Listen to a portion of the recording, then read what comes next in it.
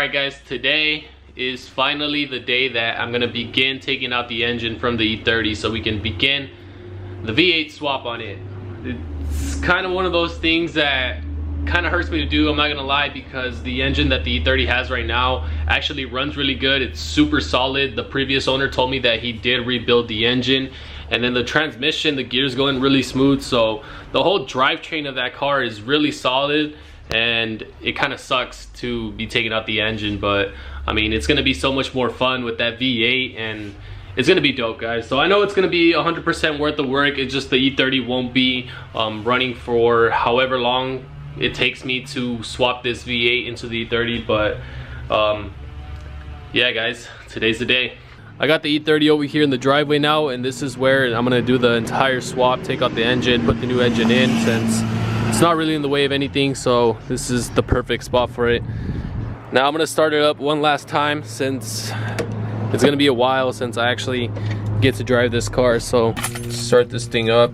Let's see if it even starts, because yesterday I was actually having trouble with the battery. Let's see if it starts. Yeah, the car's dead. Gonna have to jump start it real quick. Luckily I got another battery right here in the trunk, and I'm just gonna jump start it real quick. This is how I've been jump starting it, and surprisingly it actually works. So now the car should actually start. Let's see if this works. Again.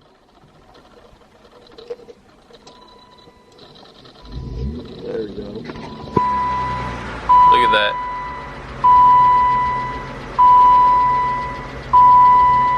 Well, that's the last time I'm gonna hear the E30 for a while. The next time I turn it on, it's gonna be with the V8. So it's pretty exciting, but at the same time, it's probably gonna take me a while. But I'm probably just gonna start off with all the small stuff, just disconnect everything that I can see, take out all the coolant, take out all the oil, and there's not really any procedure that I'm gonna follow besides just starting to take off everything that I'm pretty much gonna need to take off in order to remove the engine, which is pretty much everything. So I guess we can get started.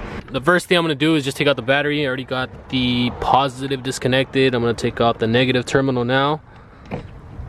And I'm just gonna take out the battery just to be safe, since I am taking out the engine. I don't wanna risk anything. All right, so the battery's out now, and we can start working over here in the front. So I'm just gonna take off the hood and then just start taking off everything that's pretty much in the way to get this engine out.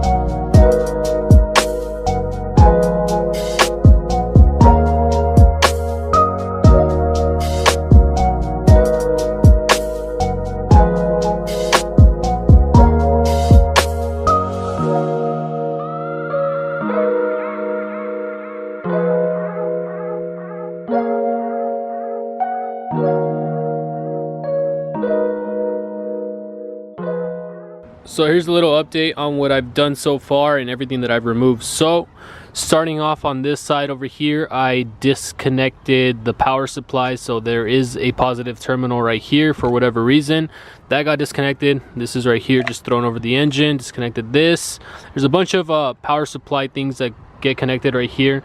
And then this piece of wiring goes into the ECU, so we have to unplug it from the ECU, and then we're going to pull it out right here. I disconnected the ground, which was tapped into there, and then I disconnected these two wires that were just tapped into this.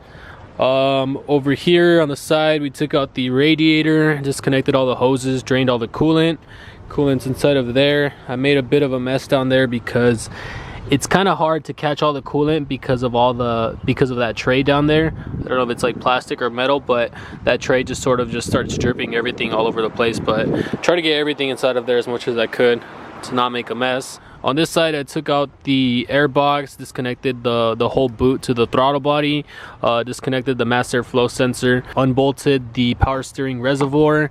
I think I'm gonna take out this little canister because it might be in the way. So that's currently where I'm at right now. I disconnected the brake booster hose, so that should come out with the engine. And then lastly, I disconnected this wiring loom, which is really easy to disconnect. You just simply turn it and unplug it.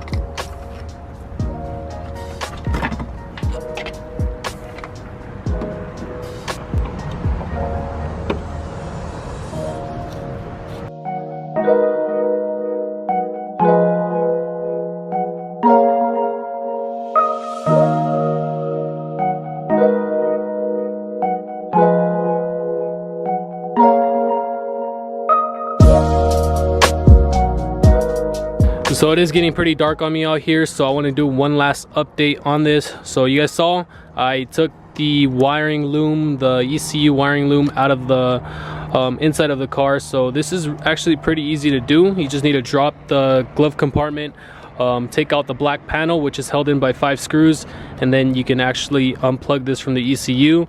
And then you have these 2 plugs that you need to unplug as well, and then you can pull it out through there. So we got this out of the way, so that's already free. And then I also pulled out the washer fluid reservoir, got that out of the way.